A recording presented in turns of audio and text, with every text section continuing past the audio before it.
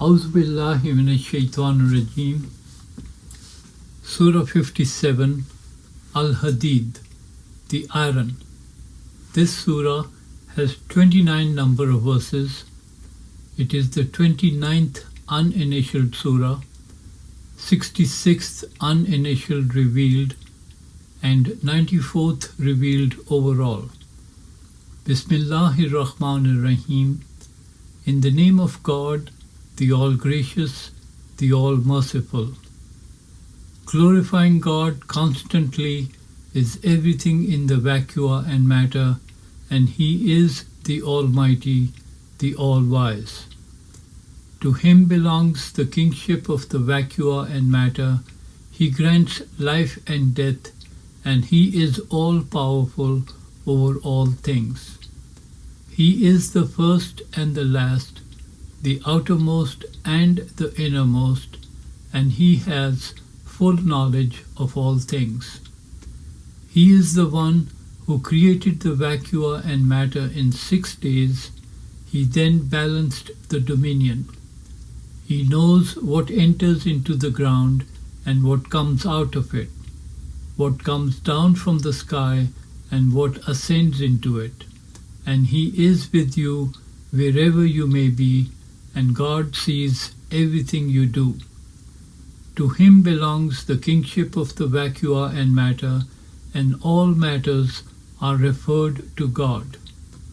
He merges the night into the day and merges the day into the night, and He has full knowledge of the innermost thoughts. You shall believe in God and His messenger, and spend from what He has entrusted you with. Hence, the faithful among you who spend have deserved a great recompense.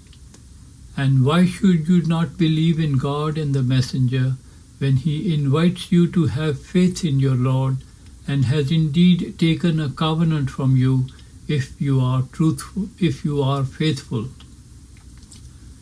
He is the one who reveals to His servant proven signs that He may take you out of the darkness into the light. And indeed, God is all compassionate, all merciful towards you. And why should you not spend in the cause of God, since to God belongs the heritage of the vacua and matter? Not equal amongst you are those who spent and strove before attaining victory. These have attained higher ranks than those who spent and strove after attaining victory.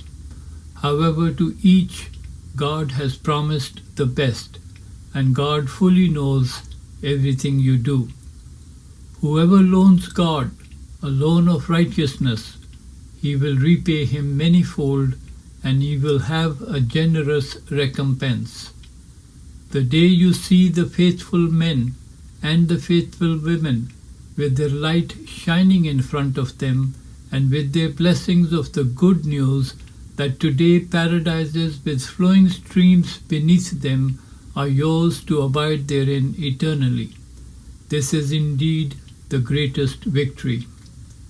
The day when the hypocrite men and the hypocrite women say to the faithful, "Wait for us, let us acquire some of your light." They will be told, "Go back to where you came from and search for light." Then a wall will be raised between them with a gate therein. Inside there will be mercy, and outside there will be suffering. They will call on them, "Were we not with you?" They will reply, "Yes, but you wronged your souls and waited too long and hesitated and were deceived by wishful thinking until God's command was issued, and you were deceived away from God by an illusion.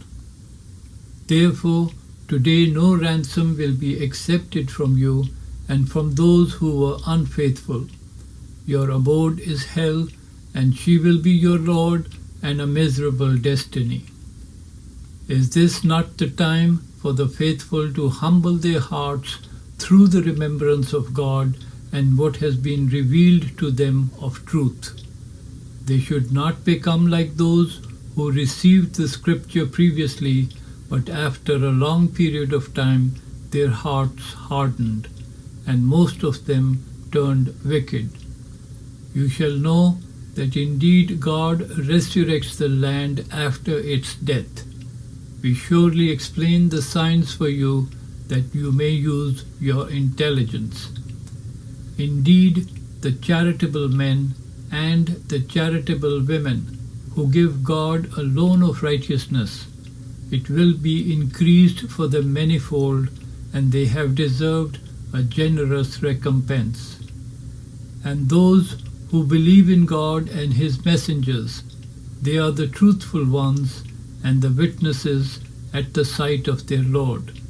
They shall have their recompense and their light. And those who are unfaithful and reject our signs, they are the dwellers of the inferno. You shall know that this worldly life is indeed nothing but play and amusement, boasting and hoarding of money and producing many children. This is the example of the rain delighting the unfaithful as it grew their crops, and then they saw it turning yellow and turned into hay. In the hereafter there is either ultimate suffering or forgiveness from God and approval, and this worldly life is nothing but enjoyment of an illusion. You shall race towards seeking forgiveness from your Lord, and a paradise that its width is as wide as the vacuum in matter, promised to those who believe in God and His messengers. This is God's bounty that He bestows upon whomever He wills, and God is possessor of infinite grace. No accident can happen on the land or to yourselves that is not recorded before we make it happen. This is indeed easy for God. This is so that you may not despair at any loss, nor boast over anything He has bestowed upon you. For God does not love any boastful, arrogant, those who are stingy and exhort people to be stingy, and anyone who turns away, then God is rich, praiseworthy. We indeed sent our messengers with proven signs and revealed with them the scripture and the equilibrium, so that people may stand up for justice, and we sent down the iron, wherein there is high strength as well as many benefits for mankind, and so that God may distinguish those who help Him and His messengers privately. Indeed, God is all-powerful, almighty. And we surely sent Noah and Abraham, and appointed prophets from their progeny, and gave them the scripture. As a result, some became guided, but many of them turned wicked. We then sent our messengers in succession, and we sent after them Jesus, son of Mary, and we gave Him the gospel, and we placed in the hearts of those who followed Him compassion and mercy. But the monasticism they invented, we did not prescribe for them, only to seek God's approval. However, they did not respect it as they should have rightfully done. But we granted those among them who were faithful their recompense.